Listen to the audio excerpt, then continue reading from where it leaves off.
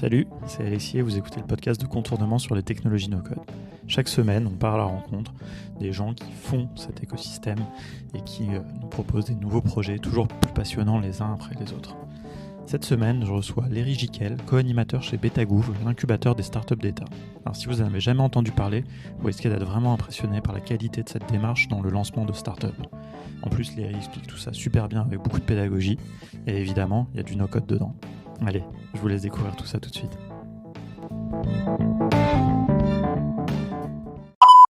Bonjour Léry, bienvenue sur le podcast de Contournement.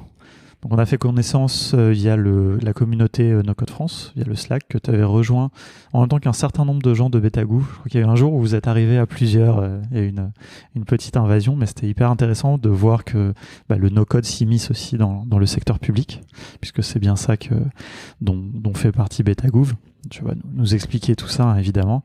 Bon, alors je savais déjà qu'il y avait un petit peu de no-code chez vous parce que Dominique chez Octo nous en avait parlé, ces interventions. Voilà, donc d'ailleurs je le salue au passage et puis on parlera de tout ça avec lui dans un épisode dédié sur le podcast. Voilà, ça me donnait à cœur donc qu'on parle vraiment de sujets, donc je suis content que tu sois là. En plus, dans notre échange un petit peu en amont, j'ai vu que tu savais faire preuve de beaucoup de pédagogie, donc ça c'est important pour nous. Parce que tu vas avoir un challenge aujourd'hui, c'est d'arriver à m'expliquer à moi, et aux auditeurs aussi, clairement, simplement, un peu ce que c'est Betagouv, mais aussi Etalab, Datagouv, EIG, tout ça. Bon, t'es pas obligé de tout expliquer, peut-être pas tout, mais en tout cas qu'on comprenne, parce qu'en fait, tout ce volet numérique, j'ai envie de dire, du travail de l'État, finalement, j'ai l'impression que beaucoup de gens passent à côté. En tout cas, on n'est pas au courant qu'il se passe plein de choses, et moi, comme j'ai un petit peu vu quand même ce qui s'y passe, j'ai trouvé ça hyper intéressant, de manière méthodologique, toutes ces startups d'État incubées, il y a des choses super, il y a peut-être des choses dont on entendra plus parler plus tard aussi, le temps qu'elles prennent du volume, mais voilà, donc j'aimerais bien que tu nous racontes tout ça, que les gens découvrent ça, et puis évidemment, on va voir un petit peu comment le no-code s'insère là-dedans, hein, parce que moi, je vois bien quel peut être l'intérêt, et je suis curieux de savoir comment le no-code est arrivé, pourquoi, qu'est-ce que vous allez en faire, quel est l'impact de ça. Je pense que ça va être assez multiple. Enfin voilà, donc il y a plein de choses. Voilà, on devrait pas s'ennuyer. Est-ce que, pour bien commencer, est-ce que tu peux te présenter ? Bien sûr, merci pour l'invitation.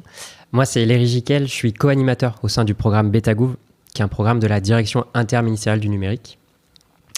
Et avant ça, je travaillais à la Cour des comptes. C'est une très vieille institution française qui a pour mission de contrôler le bon emploi de l'argent public. Donc, ça n'a rien à voir ni avec le no-code ni avec le numérique, mais je pourrais expliquer le lien entre les deux. Et accessoirement, j'ai une passion pour les vélos d'occasion. Donc, j'ai un blog sur le sujet et je teste pas mal d'outils no-code pour aider ceux qui cherchent des vélos d'occasion. Donc ça te fait un petit terrain de jeu pour expérimenter. On va voir s'il y a des choses que tu as expérimentées, peut-être que tu as ramené après. Exactement. Juste pour savoir très rapidement, mais qu'est-ce qui t'a amené dans la fonction publique, ton parcours, est-ce que tu as a priori, on n'a pas l'impression que tu as un parcours vraiment technique, mais en tout cas dans le technique numérique, informatique, etc. Est-ce que tu veux nous dire bien sûr. mots Il y a un fort déterminisme social chez moi. Mes parents sont fonctionnaires du ministère de la Justice et j'ai fait des études de droit et de sciences politiques, donc jusque-là plutôt logique. J'ai ensuite fait un stage à Bruxelles en lobby institutionnel auprès de la Fédération internationale de défense des droits de l'homme. Hyper passionnant sur les institutions européennes, mais très très loin du citoyen ou de l'usager. Vraiment très loin. Quand on travaille de Bruxelles, c'est frustrant. Du coup, je me suis orienté dans la fonction publique territoriale. Donc en gros, c'est aller travailler dans les mairies, les départements, les régions. Et j'ai commencé comme ça à Chassieux, près de Lyon, une commune près de Lyon. Et j'ai fait ça pendant 3 ans. J'étais directeur adjoint de cette administration. Pour te donner un exemple, c'est un centre nautique, un aéroport, un golf, c'est 10 000 habitants, 4 écoles. Donc c'est pas un seul métier, c'est 350 métiers, il y avait 350 agents. Et avec un enjeu politique fort, parce qu'il y a des élections. Et de là, j'ai rejoint la Cour des comptes après pour contrôler ce type d'organisme. Donc D'accord. Effectivement, j'ai absolument pas un parcours tech, mais ce qui n'empêche pas de monter en compétence rapidement sur ces sujets-là depuis 5 ans. Ouais. Et alors, peut-être justement sur cette montée en compétences, sur quoi elle t'a amené par exemple Ce qui s'est passé, pour être tout à fait transparent, c'est un ami à moi qui travaille dans le web marketing et qui m'explique qu'on peut créer un site internet hyper facilement. Moi, j'étais plutôt adepte, tu vois, quand j'étais ado, Skyblog. Tu vois, créer du contenu hyper facilement. Donc, je sais pas si les plus jeunes savent ce qu'est Skyblog, mais je pense que ça n'existe plus. Est-ce que c'est un ancêtre des outils no-code, peut-être? On pourrait considérer ça je pense qu'il y a un petit côté du moins mettre du contenu en ligne sans savoir coder, c'était le début, je pense, effectivement. Et puis, donc voilà, j'ai appris à faire un blog sur les vélos, parce que c'était un truc que je maîtrisais, c'était un sujet que je connaissais bien. Et de fil en aiguille, j'ai découvert les outils assez classiques de Google, en fait, Google Forms, par exemple. Et c'est comme ça que j'ai découvert un peu cet environnement. Et puis en essayant par moi-même de résoudre des problèmes que j'avais pour ce blog, pour apporter des solutions, j'ai plein d'autres sujets, Zapier, Airtable, Buffer et compagnie. Ok, c'est souvent les side projects, j'ai envie de dire, qui peuvent être un bon endroit pour expérimenter et puis ramener ensuite tous ces outils dans un contexte peut-être un peu plus, je sais pas comment dire, institutionnel ou qui nécessite, où on peut pas forcément expérimenter, quoi. Mais ce qui d'ailleurs n'est peut-être pas vrai justement avec Betagouv et tout, où je pense qu'il y a quand même la place pour l'expérimentation. Mais alors justement, rentrons un peu dans le vif du sujet. Explique-nous un peu ça. Donc toi, tu travailles à Betagouv aujourd'hui, qui est l'incubateur des startups d'État. Si je dis pas, j'utilise les bons termes, tu pourras corriger. Et donc, tu es animateur. Ouais, je suis un des co-animateurs. Co-animateur. Ouais.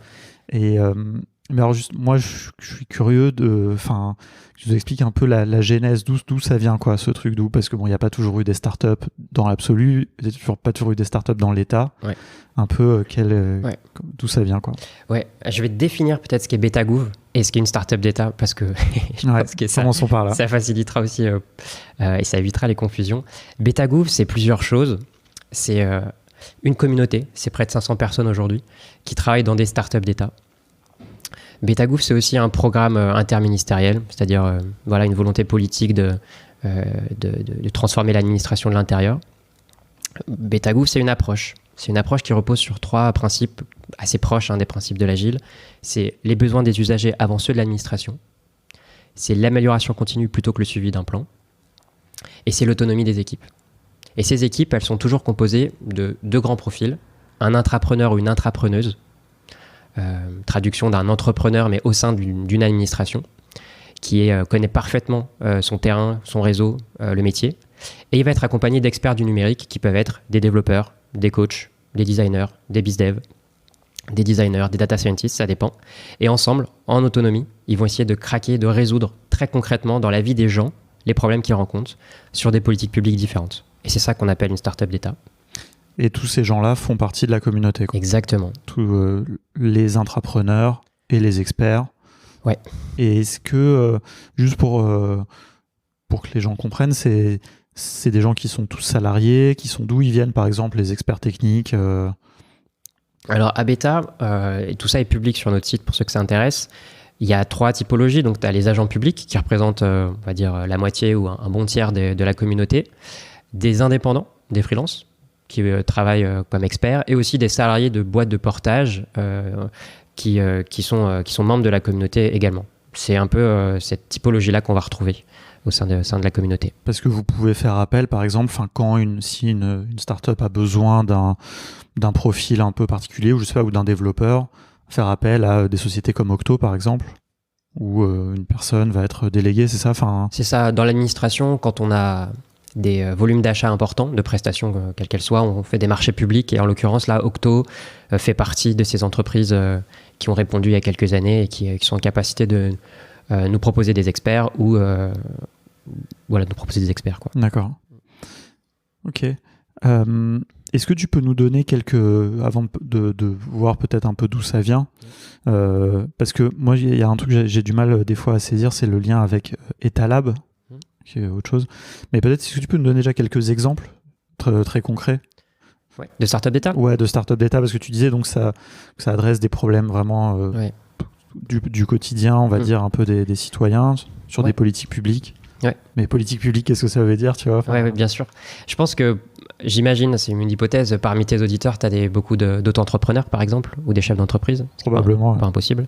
Une startup d'État qui cartonne, qui s'appelle monentreprise.fr, qui permet de réaliser plein de simulations en quelques clics pour ses besoins de micro-entreprise ou quand tu es chef d'entreprise, DRH. Typiquement, si tu veux mesurer les différences de salaire, si tu es entrepreneur, micro-entreprise, salarié, tu le sauras tout de suite. Pendant la crise, ils sont hyper bien adaptés. L'équipe a proposé le simulateur de chômage partiel, par exemple. Donc, quand tu es salarié, que ton patron t'annonce ça, tu as une information officielle qui te donne la réponse qui va bien selon le temps de travail, ton salaire et tout ça. Donc c'est un exemple. C'est vraiment une super équipe avec un super produit. C'est porté par l'URSSAF. Okay. Ça d'ailleurs, voilà, comment ça a démarré? Mon entreprise, je ne saurais pas te dire précisément, mais à peu près quoi. Ouais. Un cas un peu général, mais ce qui se passe habituellement, c'est on va avoir deux profils. Soit un agent public tape à la porte de Beta et dit j'ai une idée ou j'ai identifié un problème, j'ai besoin d'aide pour remonter ça. Soit une administration vient nous voir, et on va appeler ça une commande politique par exemple, en disant voilà, on a identifié un problème dans cette politique publique et donc on a besoin de vous pour nous aider à essayer de trouver des solutions rapidement et surtout qui marchent. Donc on a deux niveaux d'acquisition, on va dire. Ensuite, on rentre dans une phase d'investigation. Le but, c'est d'identifier qu'on a un bon sponsor, donc une bonne administration avec une directrice ou un directeur de haut niveau qui a vraiment l'autorité sur son administration, un agent public de terrain à qui on donne les clés du camion, on dit on te fait confiance, et nous on va associer un coach souvent, et dans cette phase d'investigation qu'on appelle parfois discovery dans d'autres méthodes, on va se concentrer sur une chose en 9 semaines, c'est vérifier qu'on a un vrai problème, donc réel, les personnes qui le vivent vraiment le vivent réellement, qui soit impactant, qui ait une valeur vraiment forte, qui ait un impact réel et qui soit actionnable.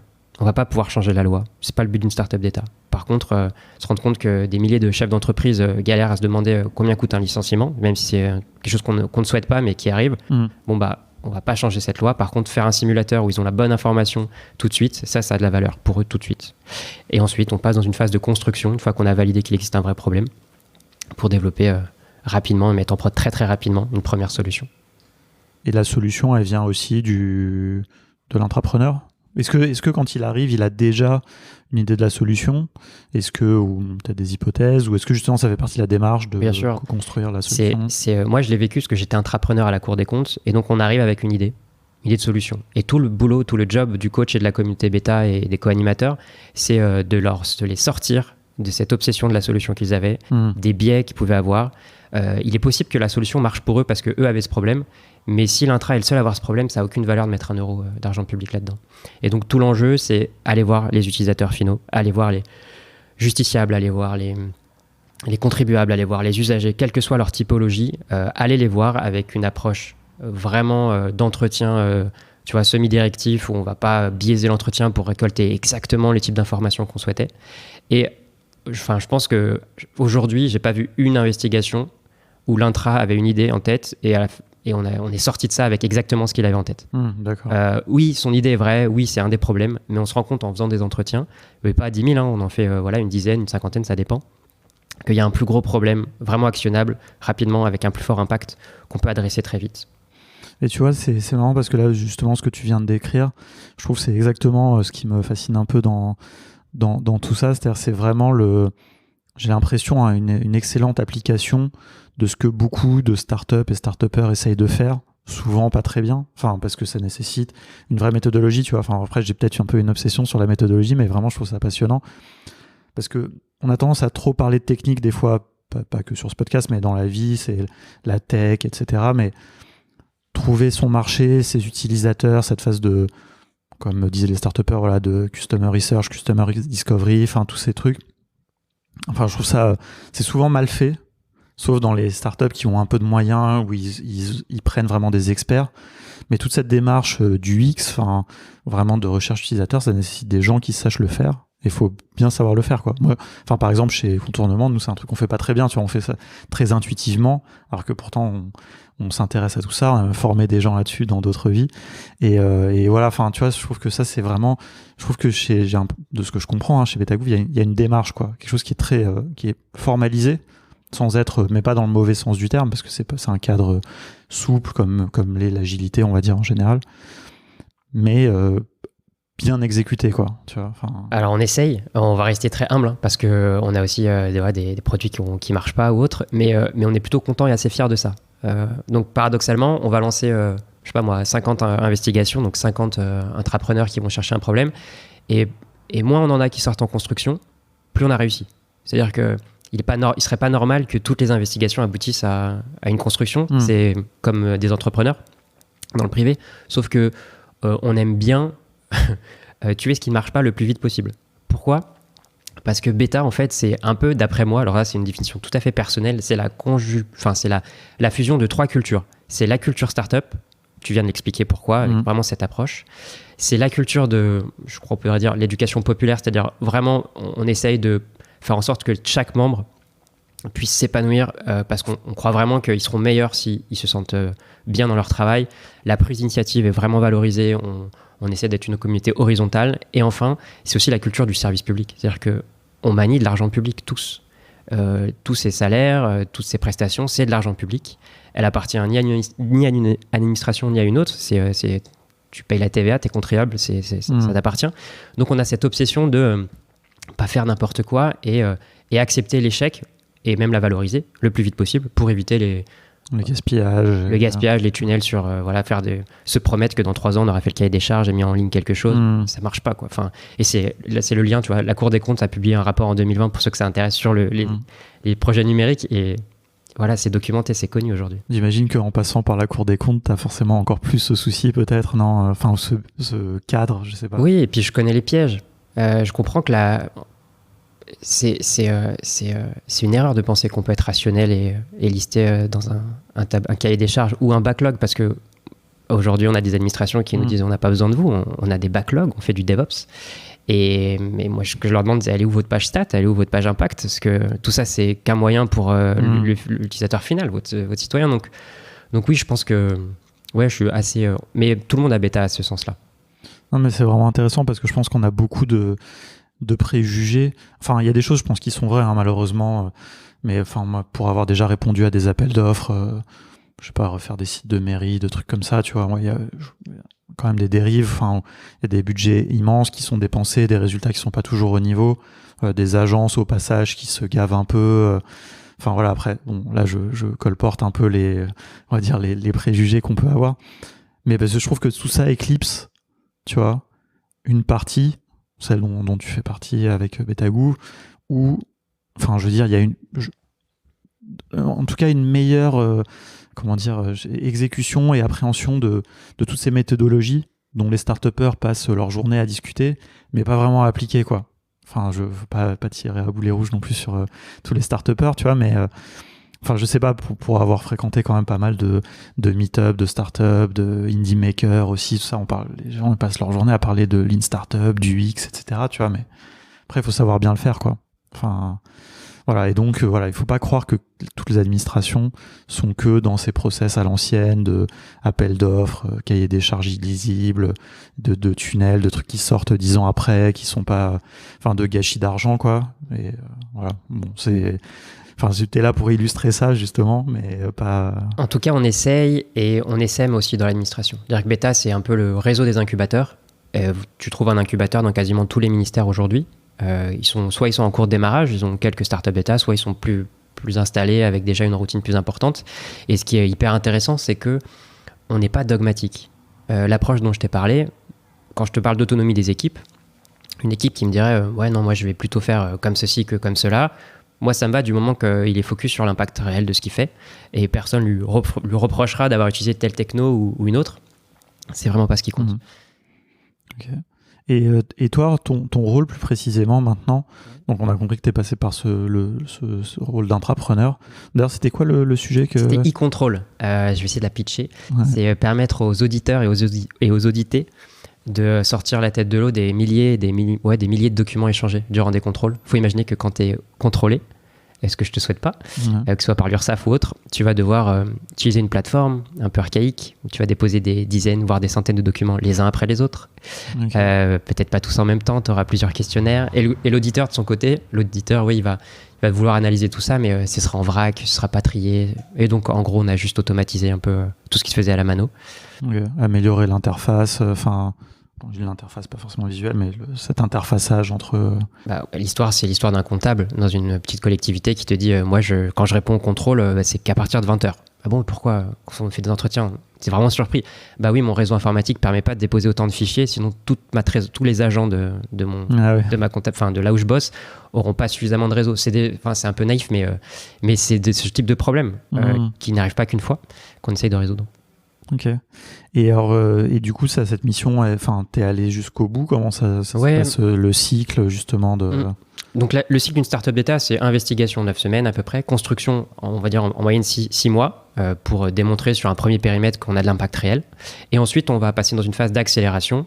Soit on augmente sa zone géographique. On a commencé en Bourgogne-Franche-Comté, on va essayer de faire 12 autres régions par exemple. Ou alors on va augmenter ou améliorer de nouvelles fonctionnalités pour résoudre de nouveaux problèmes. Alors, on va jamais créer des fonctionnalités pour créer des fonctionnalités, ça va de soi. C'est pas le but. Donc, c'est cette phase d'accélération. Donc, moi, je suis allé jusqu'à cette phase-là. Et puis, la dernière, c'est une phase qui est plus complexe, plus dure, parce qu'on est un programme assez jeune, en fait. Ça fait que 6 ans qu'on existe, qui est la phase de transfert. C'est-à-dire qu'au bout d'un moment, cette petite équipe autonome et ce produit vont retourner dans leur administration d'origine, à 100%, sans lien avec Betagouv.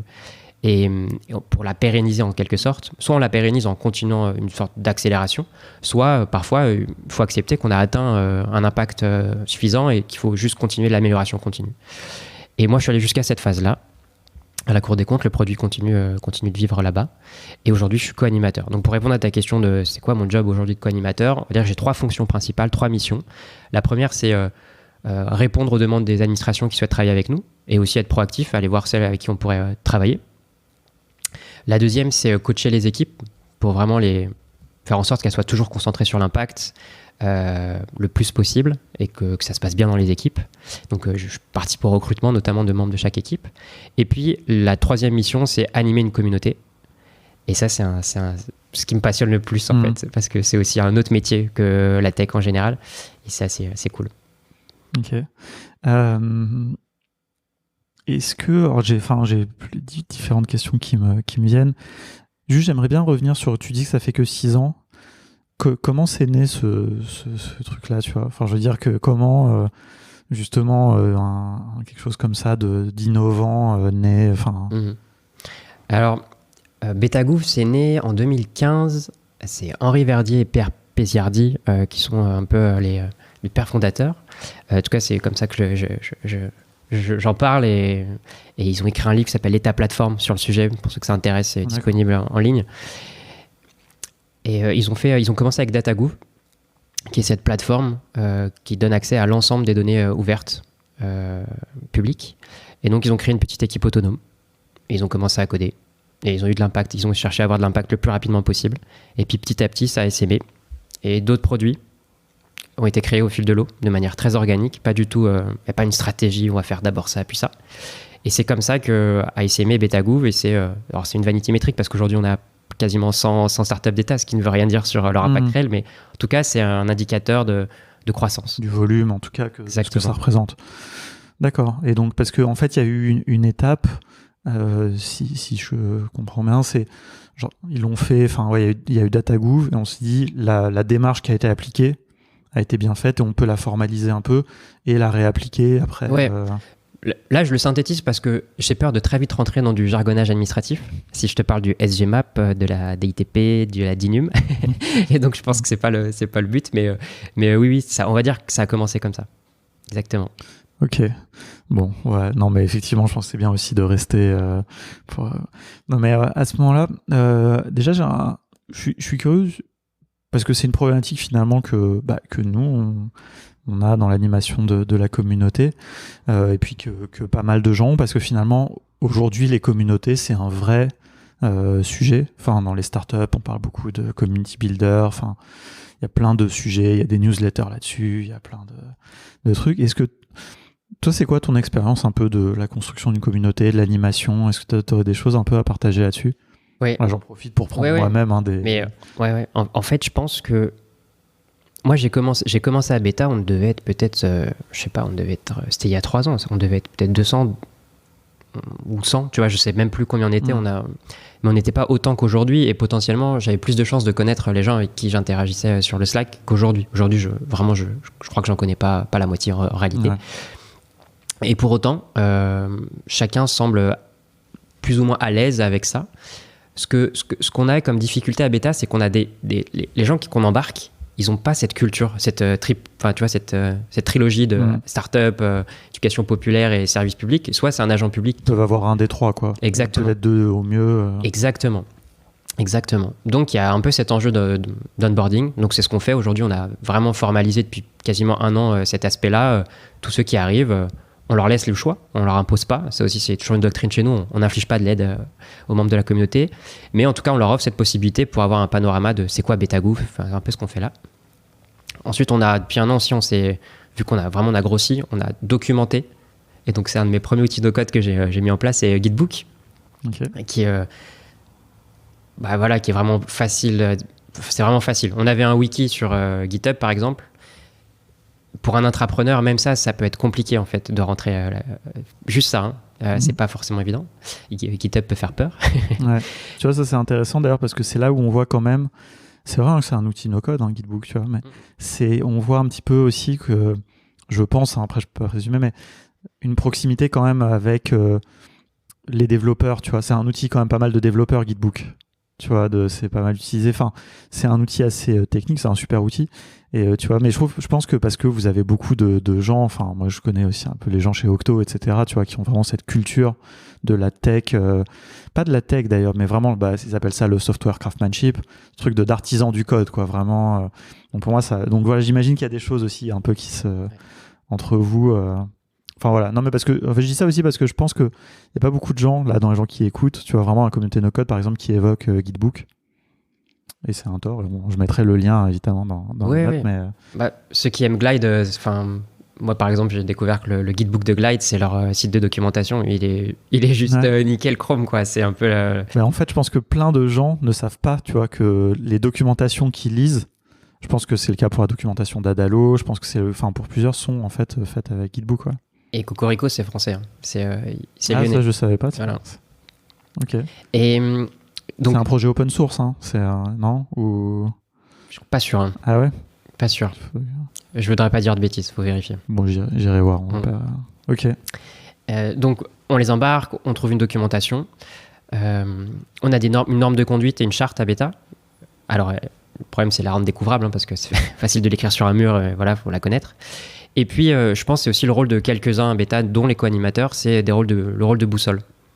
Faut accepter que quand on est 600 dans un Slack, on est plus de 3000 je crois sur le Slack de No Code France, donc c'est encore une autre échelle, mais on n'arrivera pas à... On peut pas demander à chacun de trouver par soi-même l'information. Donc on sait que, tiens, voilà, tu es le co-animateur de telle équipe, tu as une demande, tu iras beaucoup plus vite à lui demander, c'est son rôle, de t'expliquer, de te dire, tu trouveras l'info ici, ou faire comme ci ou comme cela. On a des rituels, ce qui est important chez nous. On a le stand-up tous les jeudis midi, qui est ouvert au monde entier d'ailleurs, qui permet de... Je suis déjà venu d'ailleurs, c'est hyper intéressant. Ouais. Le confinement nous a mis un peu ralenti, c'est-à-dire que tout se faisait en présentiel et ça a généré une énergie. Tu as connu ça dans une petite salle, on était vraiment nombreux et ça, voilà, c'était vraiment une super énergie. Le mode visio a un peu tué ça en réalité. On continue de le faire et chaque incubateur aussi crée les siens, donc ce qui éclate un peu les équipes, mais on a ça. Et puis on a ce qu'on appelle le grand séminaire, qui est vraiment un forum ouvert, tous les 3 à 6 mois, ça dépend. Maintenant, on arrive à le faire en 100% distanciel. Et qui permet, c'est un moment où on accepte de venir non pas pour travailler comme on le ferait d'habitude sur nos produits, mais pour discuter de la communauté. Et chacun est libre de proposer comment faire un gâteau au chocolat ou comment on peut mieux expliquer ce qu'est BetaGouv ou qu'est-ce que le no-code ou tous les sujets qui peuvent être intéressants. C'est vraiment un forum ouvert. Et puis, un truc qu'on a essayé de mettre en place qui est difficile pour nous, c'est quand tu bosses dans une startup d'État, quel temps tu peux donner à la communauté ? On peut considérer que le fait déjà de documenter ton produit, de venir au stand-up pour raconter tes échecs, tes succès, tes besoins, si tu as besoin d'aide ou autre, c'est déjà très bien. Mais tu peux vouloir faire plus.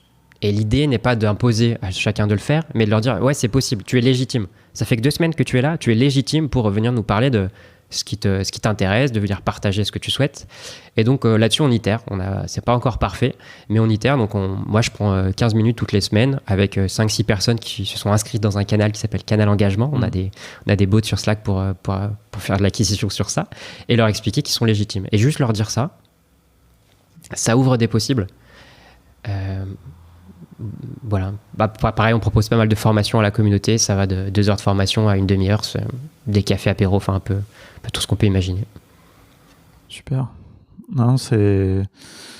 Enfin, pareil, tu vois, je pense qu'on n'a pas vraiment la notion de l'existence de ça. Enfin, les deux, c'est hyper intéressant, quoi. C'est vraiment une gestion de community building, tu vois, vraiment bien faite, quoi. Enfin, de ce que je vois. Après, je pense qu'il y a aussi peut-être quelque chose qui aide, c'est d'avoir une bannière, entre guillemets. Enfin, d'ailleurs, c'est littéralement une bannière du drapeau français, mais tu vois, il y a un côté aussi, je pense que les gens se sentent engagés quand même dans ce qu'ils font, quoi. Enfin, je sais pas, ouais. peut-être aussi plus fort que... Enfin, je sais pas pourquoi je veux pas comparer ça d'ailleurs spécialement avec No Code France, tu vois, mais être intéressé par le no code, c'est bien, tu vois. Enfin, être impliqué dans une startup d'État, je pense que ça te donne un niveau aussi peut-être d'engagement, mais peut-être que tout le monde d'ailleurs ne le vit pas pareil, parce qu'il y a des gens, c'est un travail pour eux simplement. Oui, il y a tout. On voit quand même qu'ils sont quand même pas mal engagés, hein, ceux qui viennent à bêta. Et moi, je veux aussi être vraiment dans l'humilité. Je peux te partager les échecs. Je pense que c'est intéressant aussi de qu'est-ce qui marche pas. On a une newsletter, une infolettre toutes les semaines. On essaye de la faire en bricolage, c'est-à-dire qu'on a un pad avec quelqu'un qui va renseigner les trous, tout le monde la renseigne en même temps. C'est difficile de trouver quelqu'un le jeudi matin qui dit voilà le lien vers l'infolettre, et puis quelqu'un le jeudi à 18h qui veut bien l'envoyer. On est le plus décentralisé possible, donc on se dit qu'à 600, on va bien trouver quelqu'un qui veut le faire. Donc ça, c'est dur. D'ailleurs, tu n'avais pas posté un message là-dessus sur le Slack où tu cherchais... Et c'était quoi un peu l'idée Tu as une idée comment tu pourrais justement automatiser ça Enfin, le but, j'imagine, c'est pas complètement de l'automatiser, mais de simplifier cette collaboration plus qu'un pad partagé, juste. Ouais, moi, j'étais en veille. En l'occurrence, on a des devs transverses, donc des devs qui sont membres de la communauté et qui décident un jour par semaine ou un jour par mois de passer un peu de temps pour du dev, pour nos outils d'administration collectif, on va dire. Et du coup, c'est quasiment toujours de l'open source. Donc, je crois qu'ils sont en train d'itérer, de réfléchir à ça. Et on est un peu dans la logique que tant que tous les jeudis, une infolette part, c'est qu'il est pas temps c'est encore trop tôt pour trouver une solution. Bon, c'est peut-être exagéré, mais tant qu'on n'est pas confronté au problème, je pense qu'il faut se concentrer sur les autres qui sont vraiment là. Un peu la doctrine chez nous. Et à un moment, ça va craquer, hein, quelqu'un va s'y mettre. Mais on fonctionne quand même pas mal comme ça. C'est marrant parce que ça me fait penser à une image qu'on montre souvent dans nos webinars sur la productivité. Une image qu'Erwan avait trouvée, qu'il aime beaucoup. Enfin, moi aussi, c'est des hommes de Cro-Magnon qui tirent une charrette avec il y a une roue les roues sont carrées, quoi. Et donc, ils arrivent à la tirer, quoi. Et il y a un mec derrière, un autre préhistorique, quoi, qui arrive avec une roue ronde et leur dit, ça vous dit de changer, quoi. Et les autres, ils sont là, non, on n'a pas le temps. Tu vois, je dis pas que c'est votre cas, hein, mais du coup, nous, c'est vrai qu'on pense toujours à ça, ce côté, parce que même nous, on le fait, évidemment. On continue à utiliser des process, des choses avec lesquelles on est confortable, parce qu'on veut pas avoir payé ce coût de la transition à quelque chose d'autre qui, en fait, nous ferait gagner du temps plus tard, quoi. Et c'est un peu ce truc-là, à quel moment ça craque, quoi. C'est-à-dire, à quel moment il y a quelqu'un qui en a marre de tirer la charrette avec les roues carrées, et puis qui se dit, non, voilà, je peux plus, on va prendre le temps, on va s'arrêter, c'est pas grave, peut-être on va sauter une semaine, mais on va changer les roues, et après, ça va être plus agréable, quoi. Et c'est pas toujours un gain de temps, d'ailleurs, c'est juste des fois une question d'utiliser un meilleur outil ou une meilleure manière de faire, quoi. C'est vrai, c'est des choix à faire. C'est toujours des choix à faire entre changer une roue ou ajouter des freins. Ça dépend du chemin que tu vas prendre. Donc, c'est des questions qui se posent tous les jours. Un autre apprentissage, c'est ceux qui étaient là au début, qui ont connu une communauté où les gens se connaissaient, où on se rend compte qu'on devient un peu anonyme. Ça aussi, ça peut être quelque chose de déceptif pour des membres, des gens qui étaient là depuis le début. Enfin, moi, je pense que ça s'explique, ça se comprend. Un autre problème, c'est la découvrabilité de tout ça, en fait. Quand tu arrives à bêta, c'est un rétexte qu'on nous fait souvent, quel que soit le profil, ils se sentent pas préparés, en fait. On a beau leur dire, vous allez voir, ça va démarrer tout de suite. Enfin, on va pas passer 2 heures à faire un rétro-planning donc, ta première obsession, c'est parler à un utilisateur final, quoi. Et quand tu rentres dans bêta, c'est pareil, tu vas avoir de l'information qui arrive de partout. Slack, c'est pas forcément Slack ou un autre, tu vois, c'est pas forcément des outils qui sont très communs dans l'administration. Donc pour les agents publics, c'est nouveau. On a une forte volonté de toujours parler en public parce qu'on pense que tous les apprentissages, toute discussion peut avoir de la valeur ajoutée, sauf évidemment des sujets RH ou très confidentiels de marché public ou autre. Et ça, c'est dur. C'est très dur pour un agent quelconque, même un dev qui n'a pas l'habitude. Les devs, en général, ils aiment pas trop. Voilà, je m'inclus là-dedans, mais ça m'a pris longtemps pour être à l'aise en public et je le suis pas vraiment d'ailleurs. C'est ça. Mais du coup, ça a un effet pervers, c'est qu'il y a une profusion d'échanges sur Slack qui peuvent paraître sans valeur ajoutée pour quelqu'un qui débarquerait dessus. Et de fil en aiguille, je pense que c'est partie de l'apprentissage. Les collègues se rendent compte de la valeur ajoutée. Ok. Non, c'est bien aussi de partager un peu les limites et ce qui est difficile et comment les corriger. Vraiment sur le sujet du no-code, du coup, venons-en un peu à ça. Qu'est-ce que tu as comme exemple? Qu'est-ce que tu veux nous partager un peu justement de ce qui se fait Alors, je pense que je vais commencer par les BizDev, donc les chargés de déploiement à Beta. C'est une communauté dont Shaib Martinez est un peu notre gros hacker maison. Donc c'est nouveau aussi, toutes ces expressions-là à Beta. Ouais, parce que quand tu me dis BizDev, dans un contexte de startup d'État, vous faites pas vraiment du business, quoi. Alors, ok. Cela dit, ça peut dépendre peut-être des startups. Non, on fait zéro chiffre d'affaires dans aucune startup d'État. Les startups d'État n'ont aucune... Enfin, c'est faux ce que je dis. On a des startups d'État qui sont devenues des entités plus ou moins de droit privé ou semi-privé public. Je pense à Pix qui permet de certifier les compétences numériques. Tous tes auditeurs qui sont au lycée ou qui sortent de fac là, ont tous été certifiés avec cet outil. Et moi, j'ai connu autre chose à la fac il y a plus de 10 ans et c'était le cauchemar. Donc vraiment, c'est un plus.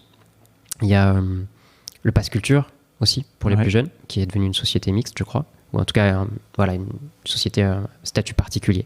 Mais les startups d'État n'ont pas vocation à être des boîtes du privé, clairement pas. Et donc, c'est quoi le rôle d'un BizDev? Le BizDev, en gros, c'est appliquer les métriques pirates, c'est-à-dire faire de l'acquisition, parce que c'est pas tout d'avoir une bonne solution. Tu peux avoir la meilleure... On aime bien dire qu'une solution doit être utile et utilisable. On peut démontrer qu'elle est utile, mais elle sera utilisable que lorsqu'on aura des utilisateurs. On pourrait considérer que c'est facile, on est l'administration, on rend obligatoire l'usage de telle solution. Voilà, vous n'avez pas le choix. Et en vrai, c'est notre fierté, c'est de se dire qu'on arrive à démontrer et avoir de la traction sur des usagers sans rendre une solution obligatoire. Juste parce qu'elle démontre sa valeur et donc ils reviennent, et donc ils en parlent, et donc ils la recommandent. Et c'est la même approche qu'a je pense, une boîte du privé, c'est une traction naturelle, sauf que nos usagers ne payent pas directement pour ça, et entre guillemets, on pourrait considérer qu'ils le payent via l'impôt, et c'est ça leur rôle. Donc on va pas avoir cette partie rétention, potentiellement, c'est pas trop ce qu'on cherche, parce qu'on n'a pas ce besoin-là, mais donc au contraire, on va essayer qu'ils utilisent notre service le plus rapidement possible, donc qu'ils le découvrent, donc c'est ça aussi leur boulot. Qu'ils activent ces usagers sur le service, les différents services qu'on propose. C'est aussi d'aller chercher d'autres administrations. On a des produits qui peuvent être utilisés par plusieurs administrations. C'est elles, finalement, nos clients, donc entre guillemets. Et c'est leurs usagers qui vont être nos utilisateurs. Donc c'est ça leur fonction. Et donc pour ça, ils utilisent plein de solutions d'automatisation pour envoyer des mails, pour gérer leurs contacts, pour gérer les webinaires qu'ils organisent. Donc Airtable va être pas mal utilisé, Zapier aussi. Je pense que Typeform est probablement l'outil le plus utilisé, notamment en démarrage. On a des équipes, ça c'est assez cool, en gros, tu sors de la phase d'investigation, donc tu as confirmé que tu as un problème, tu as une stratégie, et en 2 semaines à 1 mois, tu dois avoir une solution en ligne. Tu dois avoir quelque chose utile et utilisable, même si c'est un tout petit périmètre, tu dois pouvoir le faire. Et pas mal d'équipes démarrent avec une landing page lambda, un bouton, et derrière tu as un Typeform, et en réalité c'est de la conciergerie, tu as un humain derrière qui va traiter l'information, qui va rendre du service, parce qu'on va vraiment rendre du service avec ça, et démontrer que du coup, si on automatise, si on crée une couche supplémentaire de dev, on va pouvoir augmenter encore plus le nombre de bénéficiaires en fait de ce service-là. C'est intéressant que là ce que tu viens de dire, vraiment cette stack entre guillemets de landing page plus Typeform, c'est un moyen super de démarrer n'importe quel projet. On voit ça beaucoup aussi. J'allais dire dans les startups, c'est pas là, on est vraiment au stade avant la startup, quoi. C'est-à-dire vraiment, t'as une idée, tu veux la tester. Non, c'est marrant parce qu'en plus, bon, au moment, la semaine où va sortir cet épisode, normalement, c'est la semaine aussi où on sortira notre formation à Typeform. Une petite formation à Typeform qu'on a fait, donc très bien, ça illustre aussi. Et je pense qu'ils seront très contents de savoir que vous faites aussi des choses, que vous les utilisez, ce qui m'étonne pas. Mais c'est vrai que c'est un super outil, tu vois. Pourtant, ce qui est marrant, c'est qu'il y en a pas mal d'autres, des outils de formulaire, mais celui-là reste un peu incontournable, quoi. Chez nous, il n'est pas obligatoire. Enfin, clairement, tu as des équipes qui vont l'utiliser, d'autres qui sont plus à l'aise avec Google Form, ou on a aussi je pense qu'on peut appeler ça notre outil no-code maison de l'administration. C'est démarche simplifiée. Okay. C'est une start-up d'État qui est aujourd'hui en hyper accélération, qui permet à un agent public, en gros, je ne sais pas si c'est une bonne comparaison, je pense que l'intrapreneur va m'en vouloir, mais c'est un form avec un système d'instruction derrière, qui est très facile d'usage pour la personne qui doit déposer. Par exemple, demain, tu veux bénéficier d'une subvention X ou Y, ta boîte, la préfecture d'Île-de-France va proposer cet outil-là, tu vas t'inscrire avec soit France Connect, tu vois, avec ton identifiant, machin, et tu vas pouvoir déposer, répondre à un certain nombre de questions. Et un instructeur, un agent public, va pouvoir regarder ce que tu as répondu et te répondre dans le même outil. Là, il manque un document. Au lieu de te dire rendez-vous au guichet 404, on se rend compte que tu n'as pas les bons papiers, rentre chez toi, reprends un rendez-vous dans 3 mois. Bon, bref, c'est pas possible. Et en plus de ça, l'instructeur peut aussi demander à un expert de jeter un coup d'œil parce qu'on a besoin d'aide. Donc tout ça simplifie. Et il y a une API dedans, donc ça permet de parler avec n'importe quel autre. Et donc tu dis que c'est un outil no-code maison dans le sens où cet outil, une administration peut l'utiliser pour créer son formulaire de demande. Par exemple, demande de subvention, mais moi, si je suis une autre administration et que je veux faire un formulaire de, je sais pas, j'ai pas d'idée qui me vient. Instruction de permis de conduire, de construction quelconque, une mairie. Pour mes permis de construire, voilà, dans ma commune, je peux utiliser ça, un peu comme, je vais pas le faire avec Typeform, évidemment. C'est pareil. Je pourrais utiliser ça. D'accord, c'est intéressant. Exactement. Ok, et donc en fait, du coup, plein de gens l'utilisent, côté citoyen, utilisateur final, l'utilise régulièrement sans s'en rendre compte. Exactement. Voilà. Et le code source est ouvert. Et aujourd'hui, on a l'association des collectivités territoriales qui a fait son fork en quelque sorte, son propre repo pour le monde des collectivités territoriales. Ok, moi je mettrai le lien aussi, ça c'est intéressant comme démarche. Alors tout ça a été codé, j'imagine, ça c'est pour le coup c'est des développeurs. Est-ce que tu as d'autres exemples ? Je pensais à un truc, alors peut-être que Dominique du coup en parlera plus quand je le recevrai, mais lui il avait travaillé sur un projet où ils utilisaient Airtable en back-end je sais pas si tu vois. Ce projet-là je vois pas, mais on a des projets qui démarrent avec Airtable. C'était par rapport au permis de conduire, pour les dates de passage de permis, un truc comme ça ? Non, j'ai une bêtise. Ouais. Non, c'est possible, mais j'ai pas suivi le projet. Non, je lui demanderai. Mais il me semble que c'était un usage, on va dire, low-code, dans le sens où ça leur avait permis d'aller très vite. Il y avait une équipe de développeurs, mais pour pas que les devs fassent un back-end, parce que c'était quelque chose qui devait sortir vite. Bon, de toute façon, on a compris maintenant, tu nous as bien expliqué la démarche, donc comme tout va vite pour tester. Je crois que il y avait plein de problèmes pour réserver son permis de conduire, réserver la date de passage. C'est Candylib. Le produit s'appelle Candylib aujourd'hui. Ok. Et maintenant et apparemment au début il utilisait Airtable, voilà, pour pas avoir à coder un back-end. Et il y avait un front-end par contre lui qui avait été développé. Et puis parce que du coup ça m'amène une question, et je crois d'ailleurs j'ai la réponse dans cet exemple-là. Mais sur ces outils no-code, après peut-être tu pourras nous donner d'autres exemples. Mais est-ce qu'il n'y a pas des limites ? Est-ce que vous n'avez pas des problèmes par rapport ? C'est le sujet qui revient tout le temps, et je pense que les gens confondent un peu des choses. Donc là, je serais curieux d'avoir votre réponse. Par rapport au RGPD, par rapport aux données aux États-Unis, etc. Par exemple, Typeform. Alors, c'est pas une société américaine, contrairement à ce que beaucoup de gens croient. C'est une société européenne, espagnole, il me semble. Est-ce que ça, par exemple, ça fait que ça vous aide à les utiliser ? Je sais pas. Oui. Alors, la doctrine, c'est pas la doctrine, c'est quel que soit la stack, l'outil utilisé, que ce soit du no-code ou que ce soit un hébergement OVH ou je ne sais. La question se pose. L'ANSSI, qui est l'Agence nationale de sécurité des systèmes d'information, avec Betagouv, il y a quelques années, je pense qu'ils sont en train de le refaire, a créé un guide de comment gérer la sécurité des systèmes d'information dans des produits agiles. Okay. Et donc, nous, on adopte la même logique. Et donc, quelle que soit la stack, quel que soit le type d'hébergement, la logique qui compte, c'est tu mets pas des CRS devant la boîte aux lettres de la CAF qui est au coin de la rue.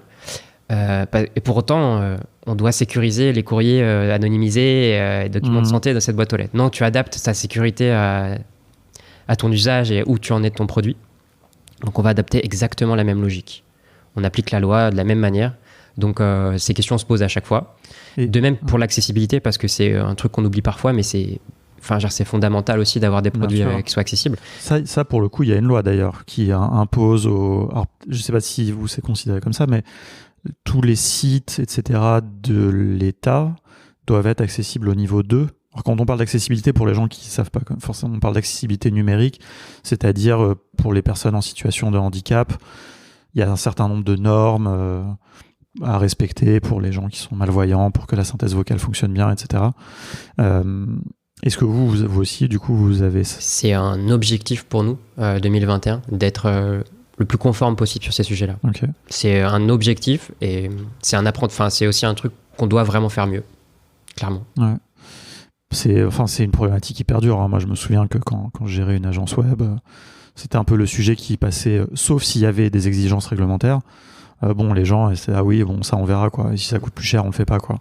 Alors que après c'est un peu une problématique. Il y a beaucoup d'agences qui sont pas formées. Il faut que ça soit au cœur. Je veux dire, maintenant on se demande plus si un site va être responsive quoi. Je veux dire, ça c'est de base et ça devrait être pareil avec l'accessibilité. Sauf que comme ça concerne moins de gens. On retombe toujours dans le même travers, mais c'est un vrai sujet. Et c'est un vrai sujet dans le no-code, hein, d'ailleurs.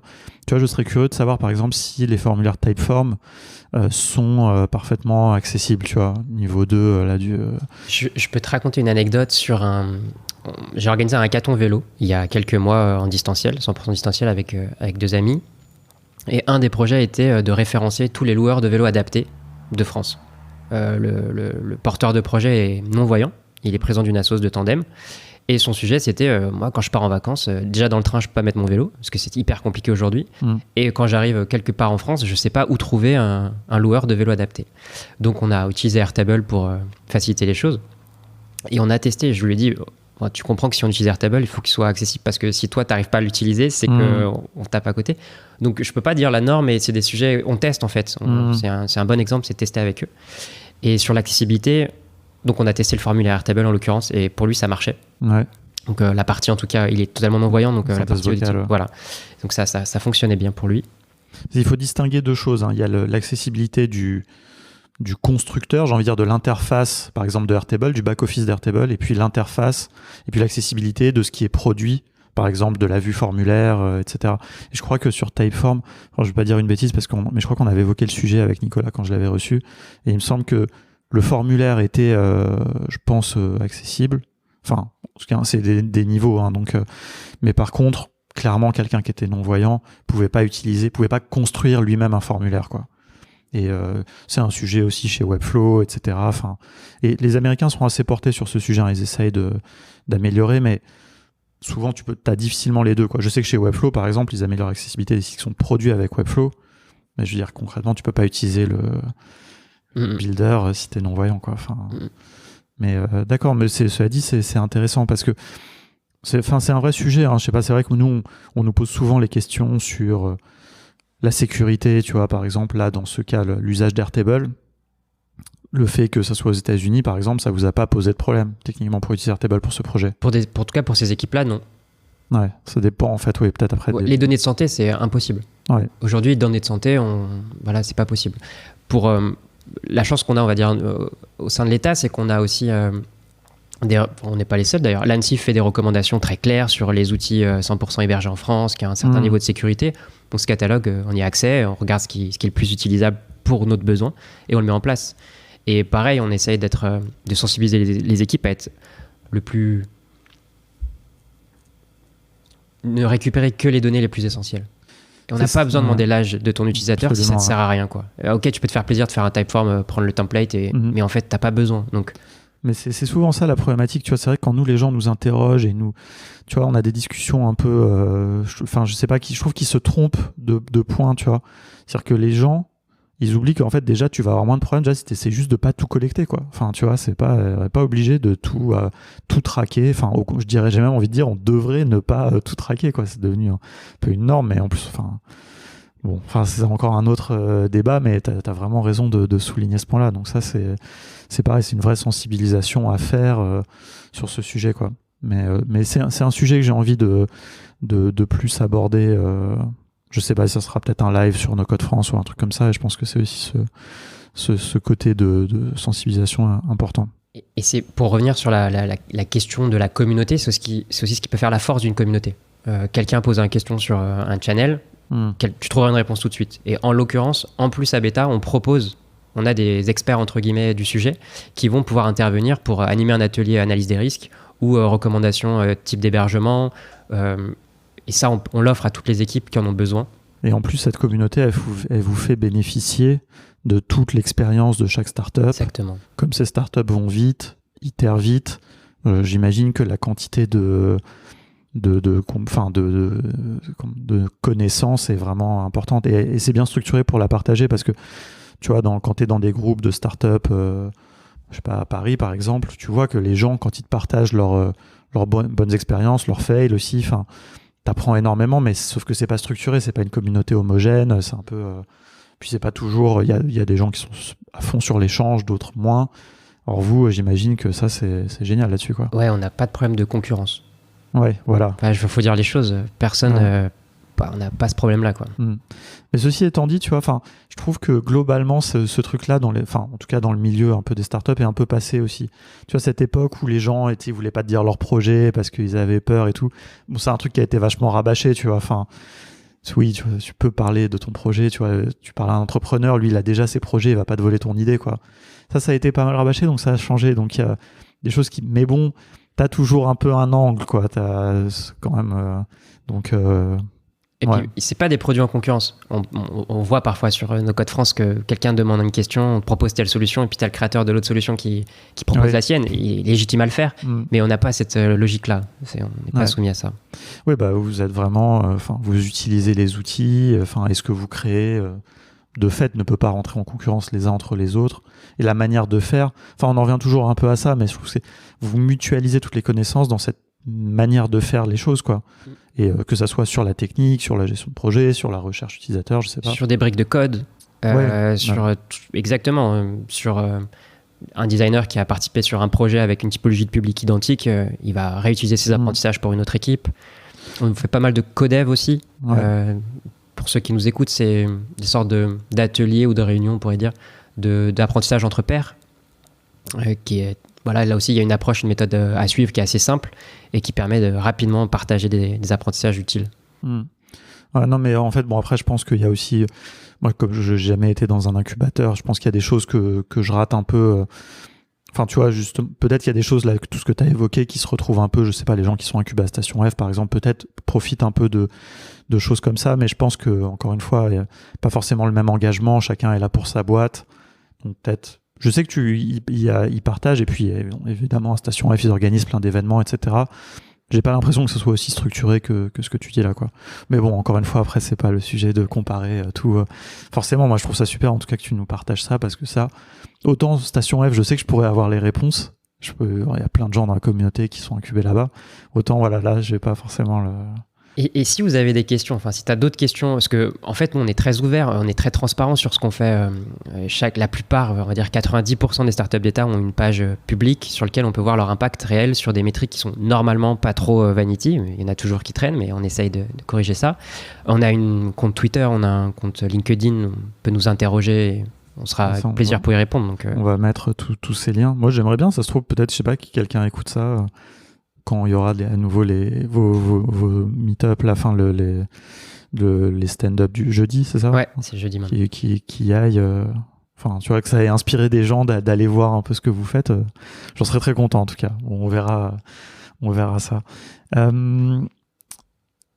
On arrive un peu sur la fin. Du coup, je sais pas, est-ce que tu avais peut-être derniers exemples que tu voulais évoquer, ou sinon après j'ai quelques questions un peu plus sur ce que tu fais dans No Code à côté, quoi. Ouais, j'aimerais bien vous parler de Transport DataGouv.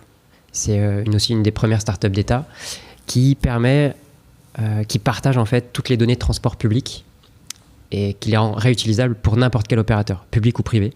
Donc Google Maps les utilise, mais la petite start-up de covoiturage d'un département rural va aussi les utiliser. L'opérateur de transport public de Lyon ou de Marseille ou de je sais pas quelle collectivité va aussi les utiliser. Et ça, c'est invisible. C'est encore plus invisible pour le citoyen. Mais si depuis ton téléphone, quelle que soit ton application, tu peux décider d'aller du centre-ville de Dunkerque à la côte niçoise avec différents types de transports en commun, c'est grâce à ça. Et c'est une belle équipe qui est en phase de transfert, justement. Et voilà, c'est un autre exemple où on ne va pas être sur une politique publique qui va toucher les citoyens tout de suite, mais par l'effet plateforme, en fait, on va pouvoir le toucher. Et ces données, par exemple, elles sont accessibles.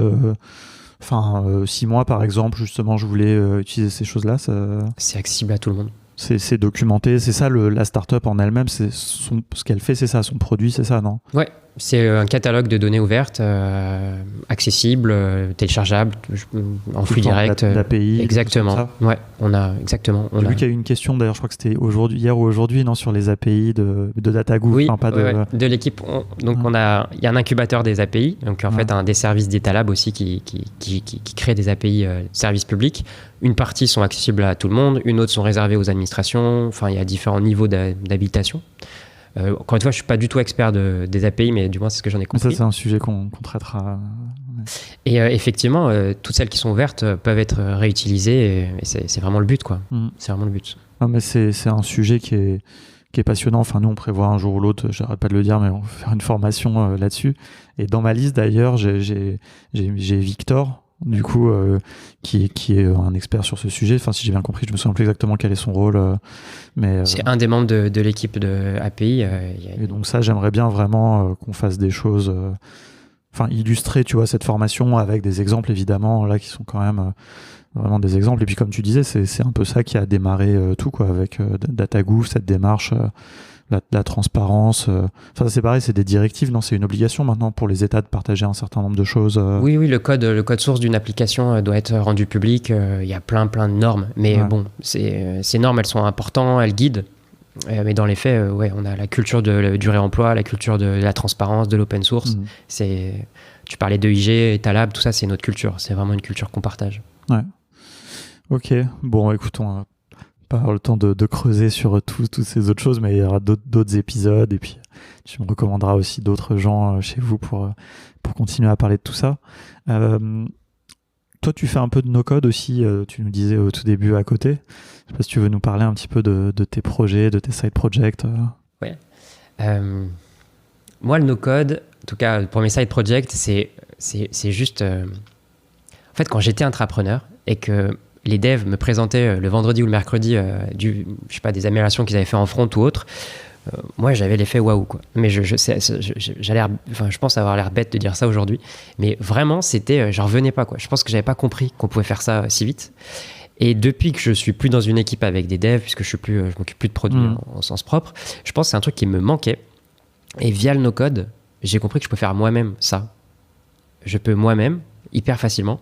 Donc c'est vraiment le débutant là qui parle, mais pour ceux qui découvrent, allez-y, quoi. C'est comme aller courir quand il fait froid. Le plus dur, c'est de mettre ses baskets. Une fois que tu es dehors, tu cours. Mais là, c'est pareil. Prenez n'importe quel outil no-code dont on vous parle. Peut-être pas Bubble parce que c'est compliqué, mais prenez les autres et allez-y, créez-vous un compte. La plupart sont gratuits et vous allez pouvoir faire plein de choses. Et donc moi, en l'occurrence, c'est le vélo parce que c'est un thème qui m'intéresse. Donc, t'as une asso déjà depuis un moment? Ouais, c'est un blog, c'est vraiment un blog. C'est juste un blog avec quelques microservices, mais gratuits, quoi, en no-code. Okay. Donc un truc moche, mais utile et utilisable, et ça c'est génial. C'est un Google Form où tu réponds à quelques questions, on te dit le vélo adapté à ton besoin. Okay. Et en Google Form, moi je trouve ça très moche, mais je demande à la fin est-ce que vous recommanderiez cet outil, et on a un taux de 75% de gens qui trouvent ça très bien. Donc je vais pas aller au-delà, même si j'aimerais bien utiliser d'autres solutions, mais en fait je n'aurais pas besoin. Et un autre truc que j'ai fait... Comment vous faites la recommandation, juste par curiosité? En fait, il n'y a pas de recommandation. Ils pensent qu'il y a un algorithme, mais c'est juste que c'est des arbres de décision, c'est juste un arbre de décision. D'accord, c'est les questions te guident, exactement, t'emmènent dans une réponse, quoi. Ouais, okay. Ouais. Donc il n'y a pas vraiment de reco, parce qu'à la fin on leur demande de valider, et s'ils ne valident pas, on ne saura jamais qu'ils ont utilisé l'arbre de décision. Donc c'est que ça. Mais dans les commentaires, on a des gens qui nous mettent super algo, ou bon, bah, c'est la magie du web. Et sinon, Glide, j'utilise beaucoup Glide. C'est hyper facile pour moi d'utiliser Glide. Je trouve ça très visuel, très graphique en plus. Et il y a le petit côté, se dire qu'on a fait une app mobile alors que on va essayer une web app et que j'ai rien fait d'autre. C'est assez cool. C'est assez cool. D'ailleurs, tu me disais avant que tu vas former des gens un peu. Oui, alors je vais, pour être très précis, je vais les aider à enfiler leur paire de baskets. plus que les former. Mais ça, ils le savent pas encore. Donc, je leur ai vendu 60 minutes pour créer une application sur mobile sans coder. Alors, 60 minutes avec Glide, tu peux en faire 3 même des applications. Voilà, on sait, toi et moi, que c'est possible. Mais déjà, je veux leur montrer que partez d'un template, remplissez des données de votre choix, et ça y est, tu l'as fait. Je t'ai pas promis qu'elle était utile, utilisable, mais tu l'as fait. Maintenant que tu sais que c'est rien, maintenant amuse-toi et va creuser pour ton besoin, pour tes utilisateurs, pour tes usagers. Et ça devient possible, mais il faut juste ce déclic. Ah non, mais Glide, pour ça, c'est super, ça, justement, ça donne ce déclic. Et puis après, la fois d'après, tu peux leur montrer Zapier pour déclencher des choses quand il y a une nouvelle ligne dans le Google Sheets, et puis après c'est fini, quoi. En plus, d'ailleurs, je sais pas si tu as un peu creusé dans Glide tous les actions, etc., tu vois, mais moi, je trouve qu'ils ont vachement poussé. Enfin, c'est à la fois toujours super sur l'évangélisation, enfin, nous, pareil, on le montre au début des webinaires, ça fait toujours cet effet waouh, mais en plus, je trouve que ça devient extrêmement puissant, quoi. Enfin... On peut faire justement des algorithmes un peu simples, mais des enchaînements d'actions, des ifs. C'est ça. Mon but là, ce mois-ci, c'est de faire un quiz bêta sur Glide. En gros, pour l'embarquement, pour l'acculturation, c'est Julien de Staku qui a fait une vidéo là-dessus. Donc je vais essayer de m'en inspirer, essayer de faire quelque chose, puis on verra. Ok. Bon, super, tu nous partageras ça. Ça fera écho justement avec cet épisode. Du coup, est-ce que, pour finir peut-être un peu la vision, enfin je sais peut-être pas la vision, mais ce que tu vois venir, tu vois, un peu sur, je sais pas, j'allais dire sur votre feuille de route, enfin c'est un peu comme ça que je pose la question d'habitude, tu vois, dans les projets où ça s'applique moins, mais par rapport au no-code, est-ce que tu penses que c'est plus, est-ce que tu vois déjà des initiatives par rapport à ça au sein de Betagouv? Ouais. De plus en plus la question se pose, et ça c'est nouveau. De se dire, est-ce qu'on démarre tout de suite du dev pur ou est-ce qu'on part en no-code? Peut-être une question d'ailleurs, comment réagissent un peu les devs justement par rapport à ces choses-là? Comme on disait, il y a quand même une forte culture technique dans l'équipe. Open source aussi, on sait que malheureusement, il n'y a quasiment aucun outil no-code open source. Enfin, j'imagine que ça suscite des discussions, ça. Alors pour l'anecdote, Estelle est la dev avec qui je bossais sur mon produit à la Cour des comptes, qui a rejoint Beta aussi. Et un jour, je lui parle d'Airtable, je lui dis mais tu pourrais faire ça comme ça, et elle me regarde. Enfin, elle en avait entendu parler, mais elle savait pas vraiment de quoi je parlais en fait. Et donc le no-code, moi naïvement, je pensais que c'était connu de tout le monde, mais pas tant que ça. Non, et donc je pourrais pas m'exprimer à la place de tous les devs de Beta, mais je suis pas certain que ce soit si clair que ça qu'est-ce qu'on peut faire avec ça. C'est vrai que c'est une bonne remarque parce que tout le monde pense que les devs ils détestent le no-code, qu'il y a une guerre et tout. En fait, déjà, c'est vrai que la vérité, c'est qu'il y en a plein, juste ils savent pas. Et pour eux, c'est pas un truc, quoi. Il y a pas de. Oui, il y a des outils quelque part. C'est pas un sujet, quoi. Enfin, ils sont même pas au courant, quoi, que c'est une tendance qui, nous on trouve émerge. Et c'est intéressant, ça aussi. Voilà, mais elle savait ce que c'était, mais en gros, c'était pas très clair. Ensuite, on a aussi des apprentissages peut-être négatifs. Du type, finalement, faire en no-code, ça a coûté du temps de coaching ou je sais pas qui, c'était pas un développeur qui l'a fait. Et on se rend compte qu'on a fait finalement plus un POC qu'un MVP. Et Beta, on a vraiment l'obsession de... Il n'y a pas de POC en fait. Tout ce que tu fais, c'est en ligne, c'est tout de suite, tu perds pas de temps à... Voilà, on évite ça. Est-ce que tu veux expliquer la différence? Alors, comme moi je l'entends, on va plutôt dire comme ça. C'est des mots, mais c'est un vrai truc. Et je pense que comme tu l'entends, c'est en tout cas une bonne manière de le voir, quoi. Comme je l'entends, c'est... On va pas faire... En fait, on fait pas de test. Il y a la différence entre tester et expérimenter. D'après moi, elle n'est pas du tout académique, ma définition, mais... Tu vas tester, faire un truc éphémère juste pour voir. Moi, ça m'intéresse pas. C'est de l'argent. Ça, c'est le POC. Donc, ça, c'est le POC, exactement. On peut dire aussi un prototype, peut-être, quoi. Je sais pas. Oui, on pourrait dire un prototype. Ça, pour moi, en tout cas, à Beta, on va éviter de le faire. Ou alors, c'est tellement minimaliste que c'est suffisant. Une feuille blanche. Moi, le POC dit contrôle, c'était en fait des feuilles A4. Il y avait 30 personnes dans une salle, futurs utilisateurs. On leur a fait dessiner avec un atelier type. Et on n'est pas allé au-delà. Et ces feuilles A4 étaient suffisantes. Et ensuite, quand on a codé pour faire le MVP, donc qui est une première version de la solution, je ne sais pas comment le dire autrement que dans la vraie vie, quoi. Qui est fonctionnel, quoi. Voilà, vraiment qui... Et tes feuilles, elles n'étaient pas fonctionnelles. Elles démontraient peut-être un peu l'intention, mais elles n'étaient pas fonctionnelles, quoi. Alors que le MVP, il est complètement fonctionnel et il donne la valeur attendue, même si elle est minimale, mais il y a quand même de la valeur, quoi. C'est ça. Il y a des choses fonctionnelles, mais qui sont enfin fonctionnel, pas vraiment quoi. Enfin, En tout cas, le but, c'est de rendre tout de suite des choses concrètes et utiles, et utilisables, et voilà, changer les choses. Donc, c'est un peu la différence. Et je pense que certaines équipes ont démarré en no-code en faisant plus un POC. Et du coup, le coût OK, on a vu que ça marchait, mais on vient de voir les limites et on ne pouvait pas les anticiper. Il y a un coût de rattrapage qui peut être frustrante, sachant que, parce que notre mode de fonctionnement est vraiment d'avancer tout de suite avec du code en dur et de le modifier s'il faut parce que c'est de l'open source et tout ça. Donc, il y a cet apprentissage-là. En revanche, quand tu grossis en termes de communauté, c'est super, quoi. Moi, j'ai une collègue, Valentine, elle a fait tout le process de formation de bêta en no-code. Tu proposes une formation, les gens s'inscrivent, tu vois les templates, tout est en no-code. C'est intéressant parce que ça, c'est le volet no-code, outillage interne, on va dire. Tu vois. Nous, c'est celui qu'on porte beaucoup en tant que contournement. C'est celui dans lequel on croit le plus. Tu vois. C'est bien le no-code pour faire des produits. Ça, c'est un volet. Mais en fait, moi, je trouve qu'il y a encore plus de gains vraiment à s'outiller soi-même, etc. À pas faire des choses pour des clients, enfin, pour des utilisateurs finaux, mais pour soi-même. Enfin, on est soi-même l'utilisateur final, mais... Donc, Ouais. Donc, tu me posais la question de la suite. Je pense qu'il y a un travail d'acculturation, de se poser la question. Et probablement, de la même manière que ça se développe dans le secteur privé, grand compte ou start-up ou PME, il va se passer la même chose. Chez nous, il n'y a pas de raison. On va se poser les questions à chaque fois. Et les questions que tu posais sur le RGPD, l'accessibilité, on va apprendre de ce qui se passe ailleurs. Et c'est pour ça que c'est utile qu'on soit plusieurs dans cette communauté No-Code France aussi, au sein de Beta, pour garder un œil là-dessus et pour être attentif et être capable de recommander pas mal de choses. Et pour partager aussi dans l'autre sens, bien sûr. tout ça, tu vois, ce que tu nous dis, tu vois, moi je peux te dire déjà, je le sais, c'est malheureux, mais pas assez de gens, trop peu de gens qui s'intéressent au sujet de l'accessibilité dans le no-code par exemple. Je m'inclus aussi un peu là-dedans malheureusement, mais donc vous, tout ce que vous allez avoir, vous allez pouvoir partager aussi dans l'autre sens, ça sera hyper intéressant, quoi. Ouais. Et puis ça, j'y avais pas pensé, mais peut-être qu'un jour, on verra sur le site de Beta dans la rubrique emploi qu'on recrute un dev ou pas avec une stack no-code. Voilà, c'est pas le cas, c'est jamais arrivé. Mais peut-être que 2021 est l'année du premier recrutement maker no-code. Non, à mon avis, tu vois, vous pourriez avoir deux choses. C'est soit par exemple, développeurs Bubble, développeurs Webflow qui viendraient compléter vos équipes de dev.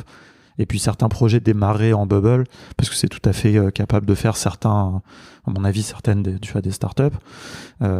Après, pas en open source, etc. Donc ça, c'est là où il peut y avoir un peu... Mais à mon avis, vous pouvez aussi avoir peut-être un animateur plus spécialisé, ou un co-animateur, sur justement cette question d'outillage interne, tu vois, pour vous aider à continuer à scaler, parce que j'imagine que là, ça va pas s'arrêter, quoi. Non. Enfin, on n'est pas dans une blitz scale, comme on dit, enfin une hyper croissance, mais bon, vous allez continuer, donc vous allez devoir continuer à vous outiller. Là, peut-être que tu le fais toi, mais tu pourras pas toujours, et peut-être que si vous avez quelqu'un de dédié à ça, tu vois, ou alors des transverses, tu vois, qui va outiller les DevOps, enfin pas les DevOps, les BizDev des ops, quoi. Après, Après, le risque, c'est goulet d'étranglement. Ça, c'est aussi notre culture. On va éviter d'avoir une personne qui sait tout parce qu'elle va se noyer. Ouais. Et on va trop s'appuyer sur elle. Donc, vaut mieux qu'on sache tous un petit peu ou qu'on sache où trouver l'info et ce sera plus utile. Mais je te rejoins sur la partie opérationnelle des équipes. C'est là où, à mon avis, la forte valeur ajoutée du no-code dans nos équipes, c'est ça. Quand je te parlais des BizDev, c'est aussi ça en réalité. C'est vraiment là-dessus qu'on gagne du temps et qu'on partage plus des templates et tout ça. Donc, peut-être là-dessus que ça va se développer. Ouais, tu vois, ça peut être quelqu'un qui anime ça justement de manière transverse, récupérer auprès de tous les BizDev les bonnes pratiques, no code, enfin templétiser peut-être, tu vois, justement pour parce que un BizDev peut-être dans une équipe va pas avoir le temps de faire le template qui va bien, lui il a appliqué à son truc, mais peut-être qu'il y a quelque chose à faire. Bon, je sais pas, là, je donne des idées, ouais. Mais on verra, tu nous tiendras au courant. Et on peut t'inviter pour nous en parler aussi.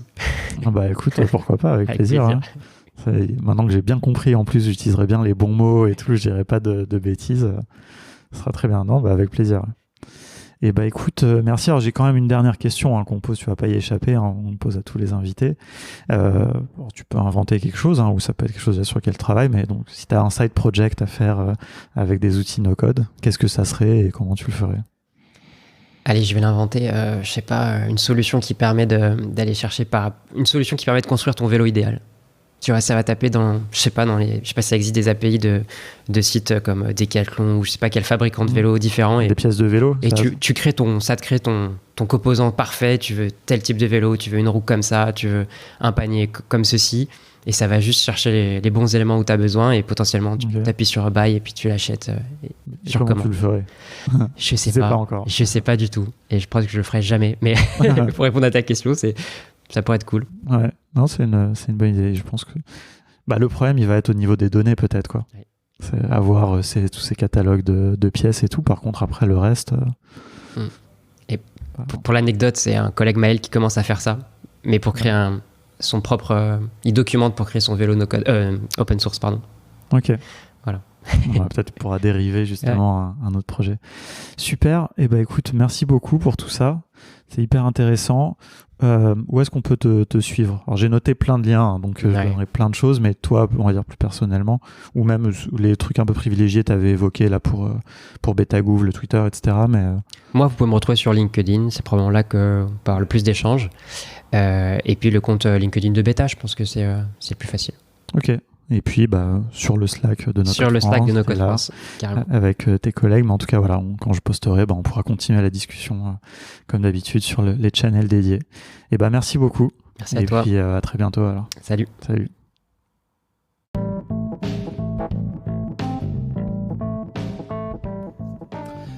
Ah ouais, vous avez écouté jusqu'au bout. Merci beaucoup, ça fait plaisir. J'espère que ça vous a plu surtout.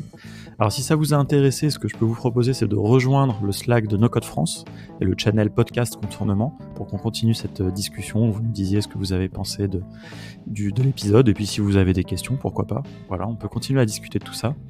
Et si ça vous a donné envie peut-être de maîtriser un petit peu plus ces outils NoCode, si c'est pas déjà le cas, peut-être que vous êtes déjà un expert, eh bien, n'hésitez pas à aller voir notre site contournement.io. Vous verrez qu'on propose différentes formations pour que vous deveniez vous aussi un expert ou au moins que vous puissiez maîtriser ces outils pour lancer vos propres projets. Voilà, je vous dis à très bientôt.